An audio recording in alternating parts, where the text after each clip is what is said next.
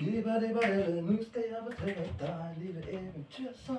At det handler om en lille fyr, som ikke kunne lide tomatsauce. Så derfor stak han af fra sin familie, fordi han kunne ikke overskue, at familien ikke kunne leve op til, at han ikke skulle overtage det her familieimperie her.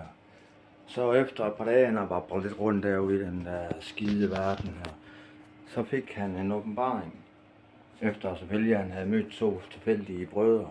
De kaldte sig selv brødrene Buko. Pikant og natural. Så fik han en åbenbaring.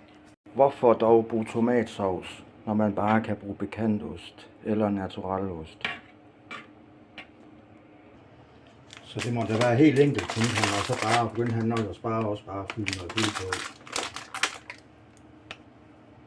En stakkels lille pizzadreng.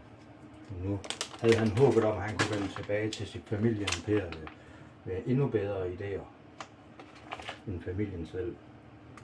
Og det fik den lille pizzadreng ret i. Så han vendte hjem til familien med ideen om pikant og natural og fortalte dem, og familien blev ellevilde. Og de inviterede ham ind igen og sagde, selvfølgelig kan du komme ind, du er familie. Og de levede alle lykkelige til ostetoppingens dage.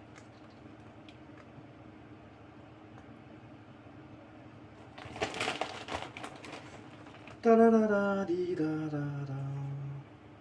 Så der var engang en lykkelig pizzadreng. Han vendte hjem for med at fortælle familien, han havde en idé, der ikke kunne gå galt.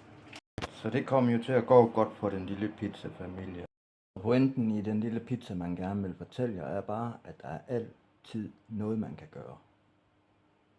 Så længe man ikke giver op. Og som Peter Myking sagde, intet er umuligt for den, som bærer viljen i hjertet. Ses.